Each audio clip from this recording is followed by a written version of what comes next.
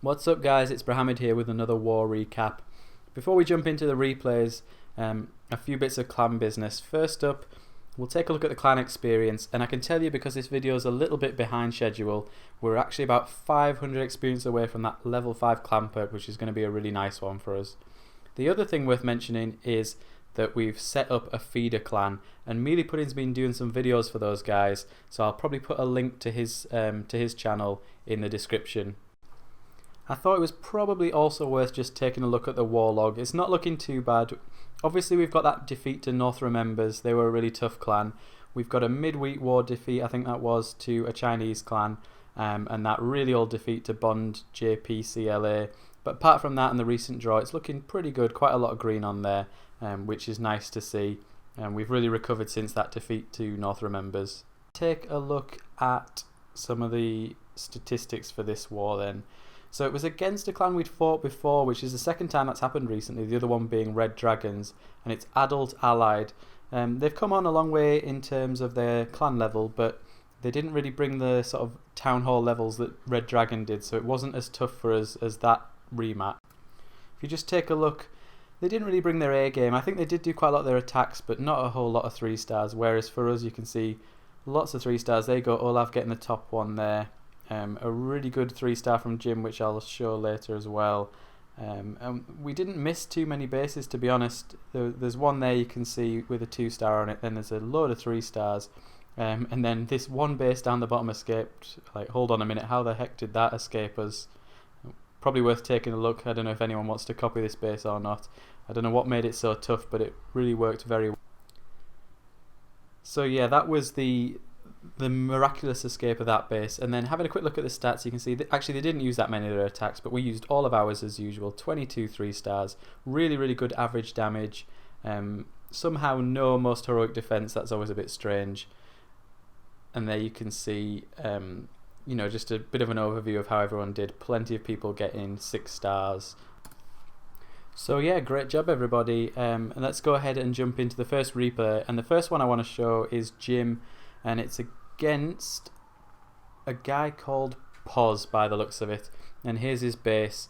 And hang on a minute, doesn't this base look familiar? Well, yes it does, and here it is from last time we attacked these guys, under a slightly different name. Must have been before the name change, but still the same old Pos with the same old base, and we can see nothing's changed. And some of you might remember, I don't know how many of you watched it, this was the base featured on the hog and spell planning video. So same old base and same old trap placement. Let's see how we broke it down last time. Well, last time we went up against this base, it was a lure from the northwestern side, and then kill the lure in the west corner, coming in with 2 golems to try and detonate any giant bombs in that open space there. And then once the heroes were inside, targeting on the queen, in go the hogs, and then the hogs are just going to path round the base.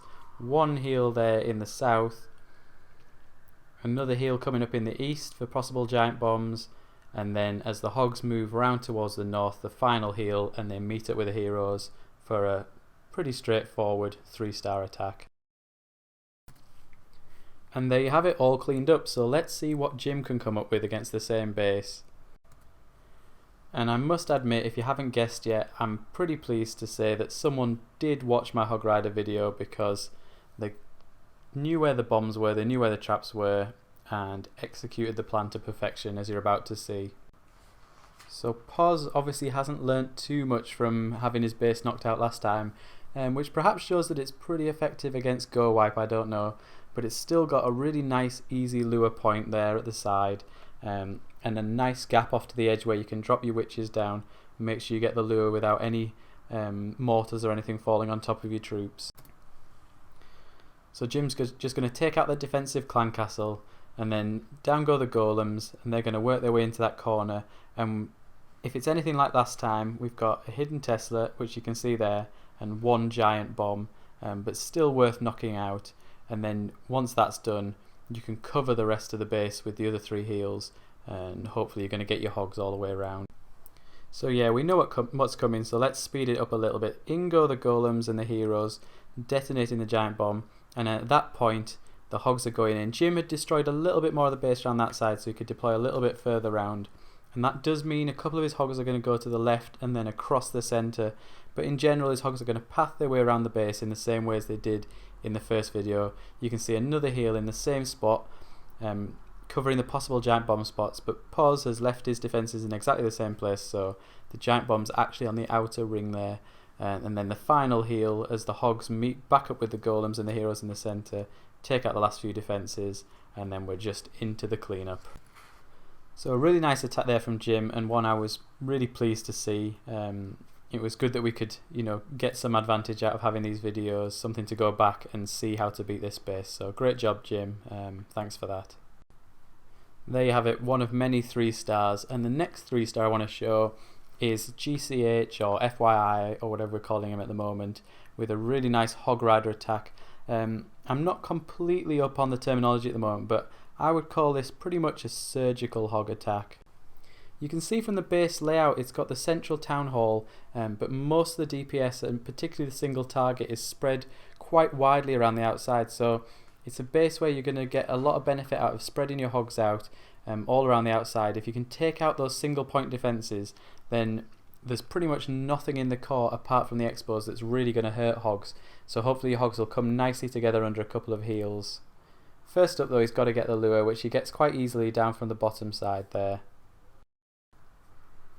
Once the troops are out of the clan castle, there's a decent anchor point that he can bring them across, and he's going to take them into that nice open space in the corner with a couple of barbs, kill the clan castle, and that's going to give him a really good start point to get in and kill that quite exposed queen. Obviously in this base there's a lot of positions where there could be double giant bombs, or I guess even single giant bombs, which can be dangerous if they're not healed over. But one of the advantages to the way that GCH is going to hog this base is that his hogs are going to be so spread out that hopefully any bomb that is triggered is going to be triggered by just a few of the hogs rather than a large group of them pathing over the bombs and being taken out. The bomb will be triggered and he'll lose 2 or 3 hogs, or at least that's the plan, but we'll see how it works out in a second. As expected, the golem's nicely inside now, doing a lot of tanking, as are the heroes, and the exposed AQ's down. So at this stage, GCH is going to start dropping in his hogs, and what he's doing with each group he drops in is dropping in a giant as well to soak up some of the DPS and allow the hogs to last a bit longer. It's a pretty good trade when you're attacking a base like this. Another advantage of the way he's hitting this base is that by dropping the hogs spread out, they're taking out the defences at either side of the possible giant bomb spots, leaving them no real reason to path over those dangerous open areas.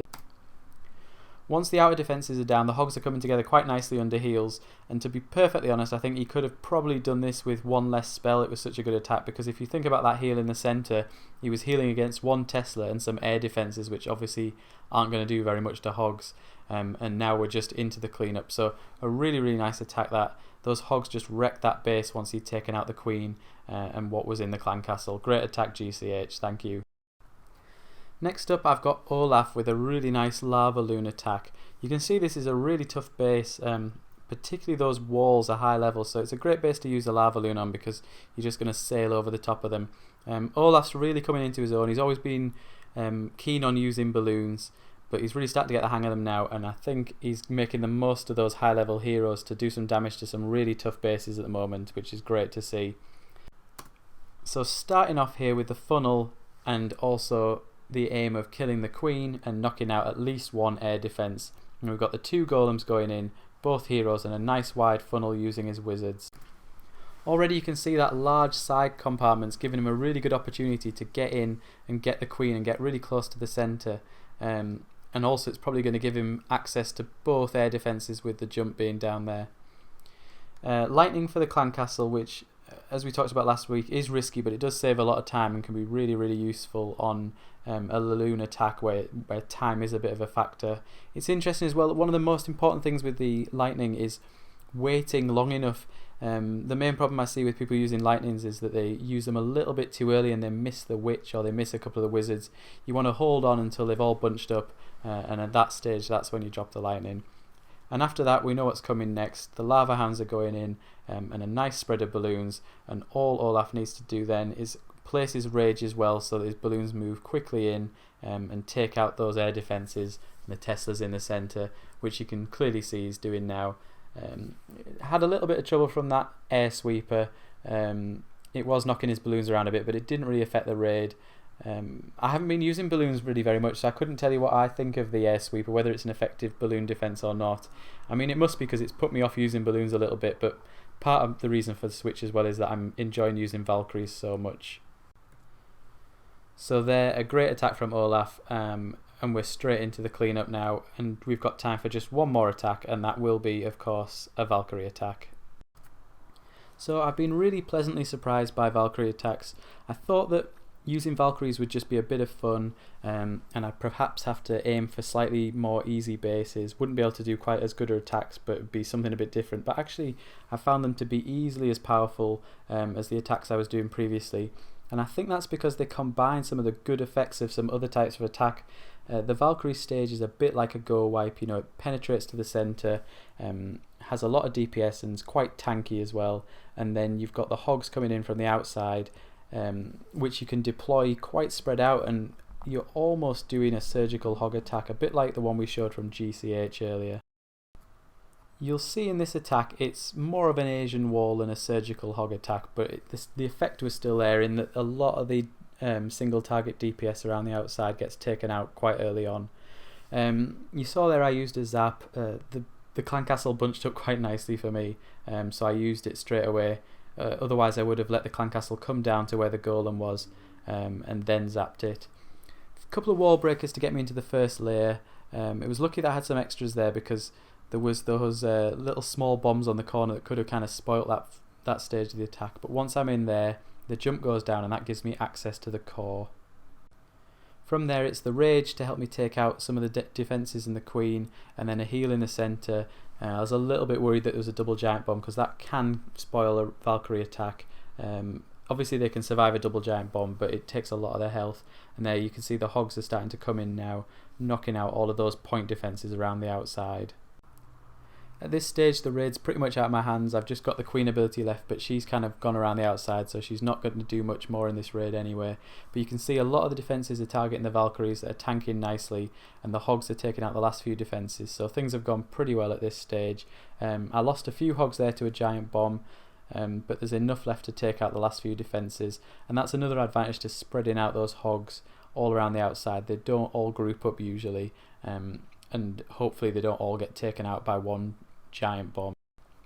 And with that we're just into clean up. A little bit unfortunate I lost my last few hogs to a spring trap, but luckily I had enough left to do the damage and get the 3-star. So thanks everyone for a great war, thanks to those who contributed replays once again, and thanks to you guys for watching. See you next week.